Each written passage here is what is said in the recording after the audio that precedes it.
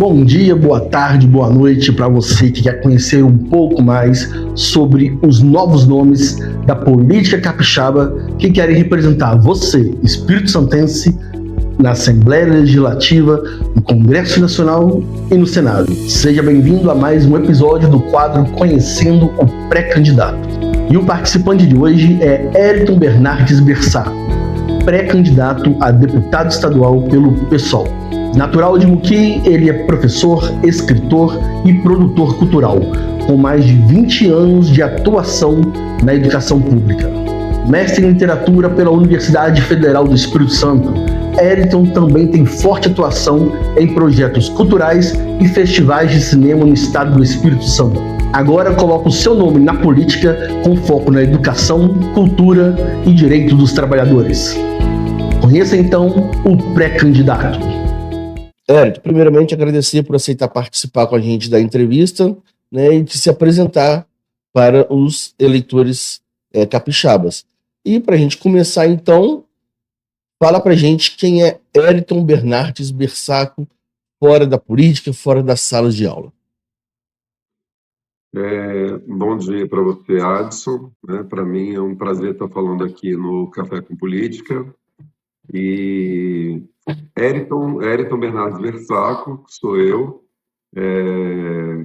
Eu sou professor, né, e de formação, mas para além da sala de aula e para além de um espaço de diálogo político, né, eu sou um cidadão que é filho de um lavrador com uma professora de escola primária, né, e que cresci numa região rural do interior de Muqui, na comunidade de Aliança, onde eu aprendi ali, né, a ter um contato direto com a terra, com a agricultura familiar, onde eu aprendi a respeitar esse ambiente de natureza, entender a importância, por exemplo, da água, né, que já era um pouco escassa naquela época.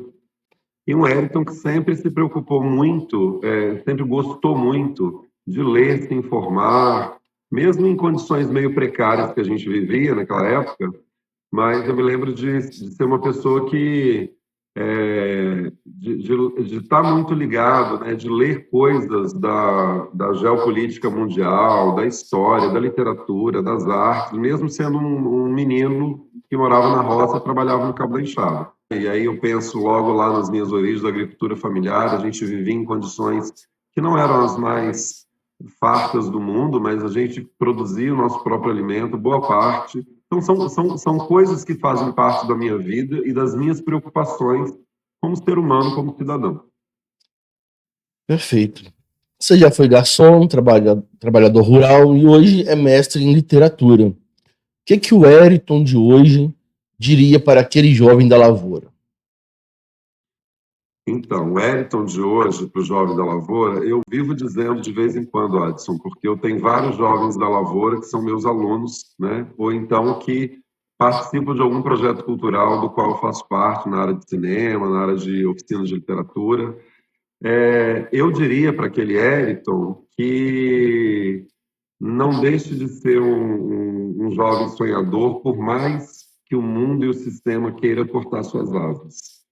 Né? Não deixe de sonhar, não deixe de acreditar que é possível querer um mundo melhor, construir um mundo melhor, por mais que a realidade tão violenta, a realidade tão opressora, tente nos fazer pensar o contrário.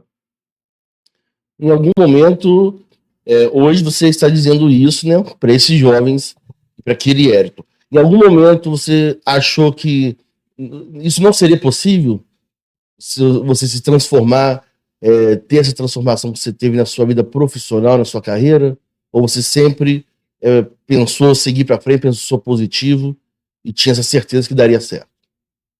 Adson, eu sempre acreditei que um futuro melhor seria descortinado, né, no palco da minha vida, assim, né? Estou fazendo uma referência bem teatral aqui, mas eu sempre acreditei que seria possível um mundo melhor do que aquele que eu estava vivendo, por mais que eu tivesse um amparo muito grande da minha família, e nisso também uma outra coisa que eu penso, né, as famílias, quando são estruturadas, quando elas têm um pouco de tempo para conviver e para cuidar dos filhos, elas conseguem plantar na cabeça e no coração dessas crianças um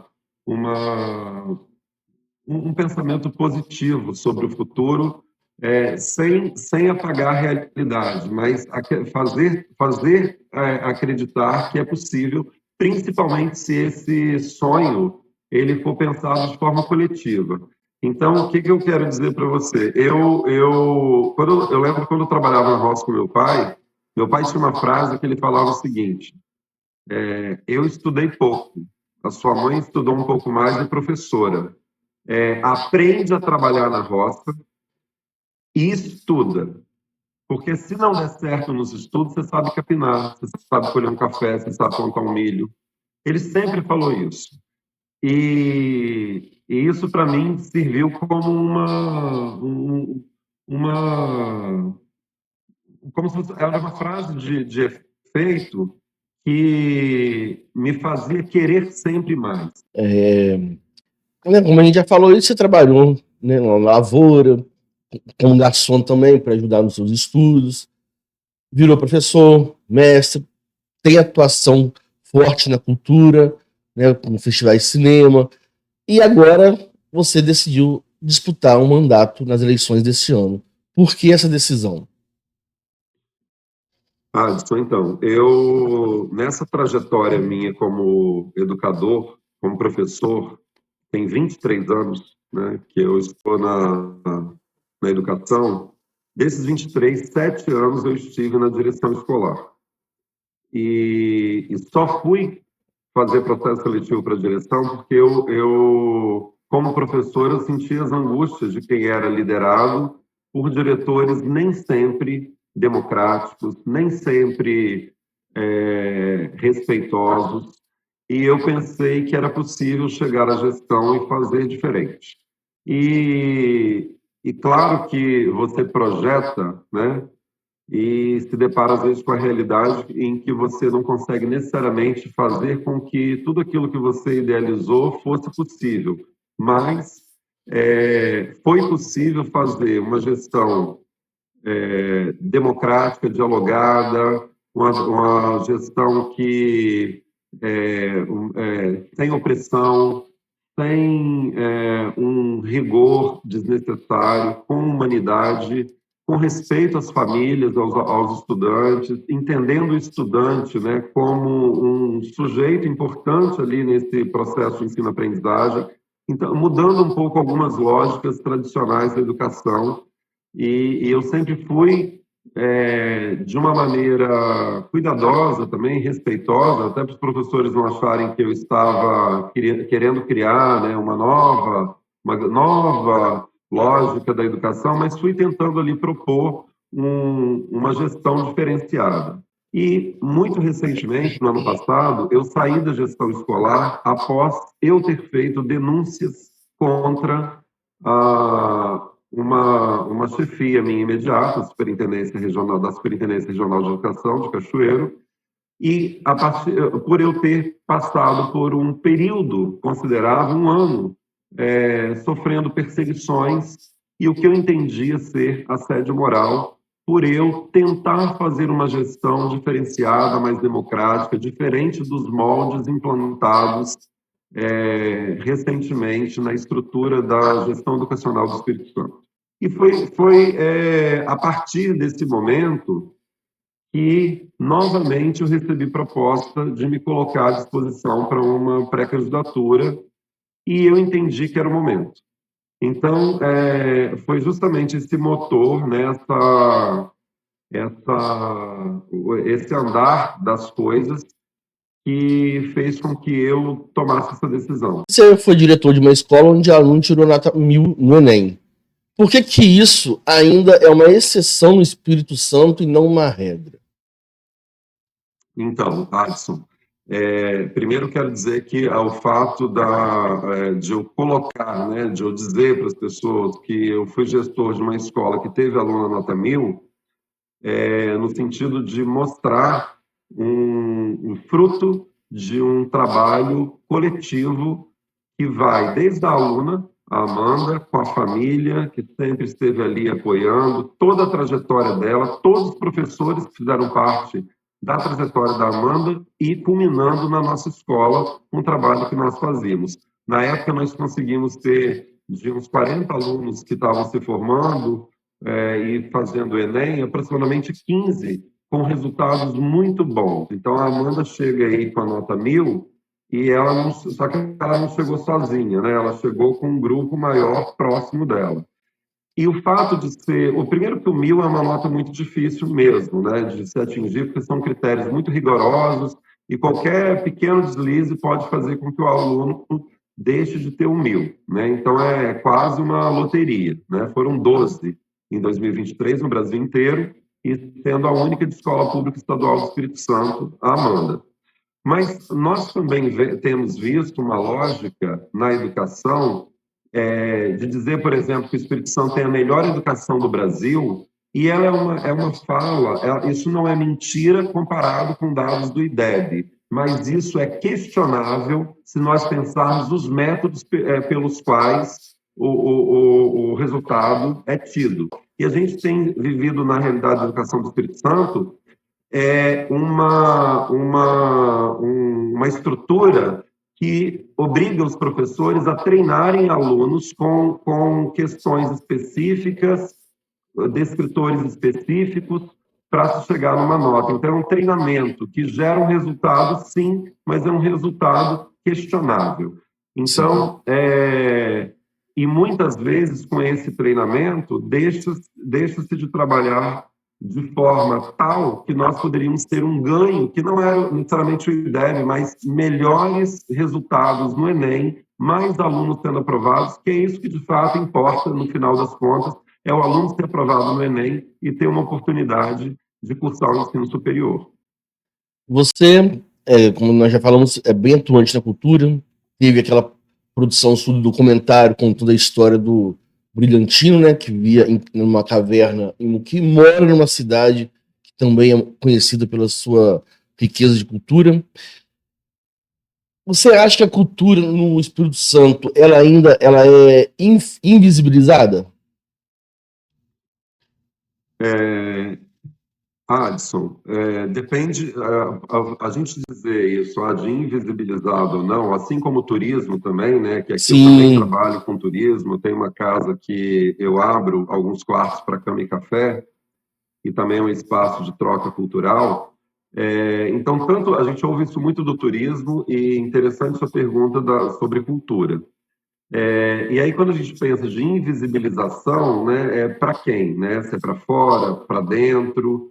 Talvez a palavra seria falta de políticas que valorizassem de fato esse fazer cultural e os agentes e mestres de cultura que são os principais atores para sustentar, para garantir a permanência e a continuidade de atividades culturais no Espírito Santo, como a gente tem o Congo, a Folia de Reis, o Carnaval do Boi Pintadinho e outras culturas mais, né? Culturas de origem de matriz africana, né? Como o Caxambu e outras. Eu acho que falta uma política de valorização. Existe, inclusive, um projeto de lei nacional que é de criar uma espécie de bolsa, né, para mestres, né, no sentido de reconhecer a importância deles, e muitas vezes eles trabalham de graça.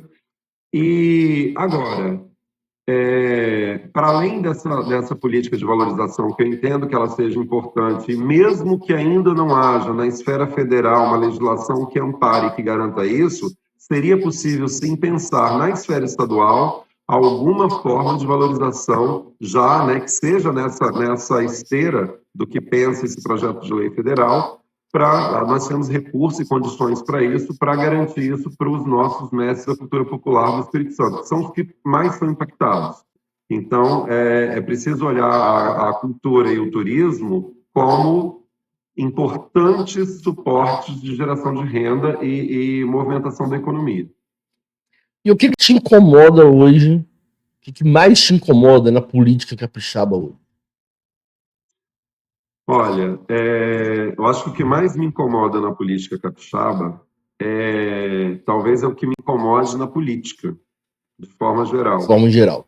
que é a falsa representação. Políticos que chegam, que se vendem como representantes do povo, que esse é o princípio do representante político, e depois que eleitos esquecem propositalmente o conceito de povo. Passa o conceito, troca o conceito de povo para individualismo, para grupos de famílias, grupos empresariais que muitas vezes sustentaram a campanha eleitoral. Isso é importante dizer, porque, por exemplo, eu venho pelo PSOL, a gente não aceita nenhum tipo de apoio. Já antes da legislação, hoje é proibido que CNPJ apoiem campanhas eleitorais, mas antes de existir essa lei, o partido já não aceitava que houvesse e não aceita apoio de pessoas, de empresários, pessoas que têm interesses e que você depois legisla em favor desse grupo social, que são as elites econômicas, que sempre foram privilegiados e sempre se deram bem com esse tipo de troca, de favorecimento na política. Então, o que mais incomoda na política hoje, do Espírito Santo e do Brasil, é o povo votar acreditando, às vezes até por influência religiosa ou por influência de um discurso de bom moço, que na prática são pessoas que estão legislando contra os direitos da população. E como você avalia a atuação da Assembleia Legislativa hoje no nosso estado? Então, a Assembleia Legislativa hoje, no Espírito Santo, primeiro que eu entendo que falta o dever de casa, um dos deveres de casa mais carentes na Assembleia Legislativa do Espírito Santo, passa por uma das principais funções do deputado, que é fiscalizar o poder público. E aí a gente observa o quê? Uma troca de favores, de interesses muito grande entre o legislativo e o executivo, de modo tal que a grande maioria, para não dizer todos, eu não vou dizer todos porque eu não acompanho todos os projetos de lei, mas a maioria dos projetos de lei que são de interesse do governo do Estado, e aí podem ser de interesse da população ou não, independente disso, né? Pode ter algo que favoreça ou não favoreça, não estou julgando o mérito dos projetos de lei, mas todo projeto de lei é aprovado pela maioria da Assembleia. E existe uma maioria que simplesmente concorda com tudo e pouco questiona, pouco debate, tanto é que muitos projetos de lei chegam à Assembleia com pedido de urgência e sequer há tempo para se questionar, para fazer uma audiência pública, uma consulta popular, e isso é aprovado para agradar o governo do Estado. Então, esse é um problema. E quem faz oposição, não todos da oposição, mas parte da oposição, faz uma oposição ideológica e não uma oposição propositiva. Uma oposição que está pensando, de fato, no interesse das pessoas. Faz o ideológico porque não gosta do governador, porque não gosta de não sei quem, e aí fica um grande jogo de interesses. E poucos são aqueles, mas poucos são aqueles que, de fato, analisam, pensam nas comunidades, pensam nas associações, nos movimentos sociais. Então, o que mais me incomoda hoje na Assembleia Legislativa é, de novo, uma falsa representação dos interesses públicos. E é uma das diferenças que você pretende transformar lá dentro. Você está indo para lá para ser diferente desse tipo de político, desse tipo de legislador que, sem discutir projeto, mas por haver um interesse de acordos políticos, aprova o projeto independente do tão favorável ele vai ser para a comunidade. Adson, tem uma coisa importante na sua pergunta que eu preciso evidenciar. Não é uma coisa difícil de encontrar nas pré-campanhas eleitorais, nas campanhas eleitorais, candidatos dizendo que estão indo para ser diferente. estão indo para fazer nova política. Isso é muito comum, né? Às vezes a nova política é só uma pessoa jovem, desconhecida de todo mundo, como é o meu caso. Não estou dizendo que eu sou desconhecido de todo mundo, mas que estou pleiteando pela primeira vez um cargo político. Então, nós ouvimos isso muito. Mas é muito importante, e eu sim, respondo que sim, que toda a minha trajetória e o meu olhar crítico em relação ao mundo e à política me credibilizam para dizer que a minha postura é uma postura diferente da maioria dos deputados que eu vejo na Assembleia Legislativa do Espírito Santo. Mas é importante que a gente analise a trajetória do candidato, o quão de verdade tem no que ele fala e no que ele faz e no que ele fez, e o quão, de fato, né, ele está comprometido com os interesses da população. Quando eu me coloco à disposição do eleitor para que ele vote em mim e me credibilize, existe um eleitor que me conhece, que sabe da minha trajetória toda e valida a minha trajetória, e existe um eleitor potencial que não me conhece, mas que eu não quero que ele vote porque ele gostou de uma conversa de 2 minutos comigo. Eu quero que ele pesquise, eu quero que ele saiba, eu quero que ele verifique, porque é assim que eu direciono o meu voto. Eu não voto numa pessoa porque eu achei legal, de cara, ou porque me prometeu ser a melhor pessoa do mundo. Ô, Hérito, eu já ouvi de muitos políticos falar o seguinte: na política, o político que quer ser honesto paga um preço muito alto. Então a pergunta é: você está disposto a pagar o preço que for para não se corromper na política?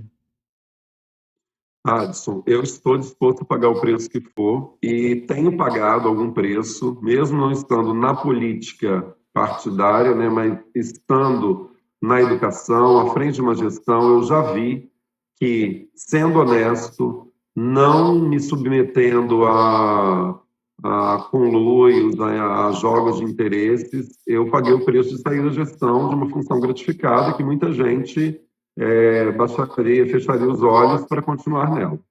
Então, eu sei que não dá para a gente romantizar, idealizar e falar assim, eu estou disposto a enfrentar tudo, né? Parece uma coisa meio do herói, né? Não se pode pensar e se colocar como herói, isso é fantasioso demais, né?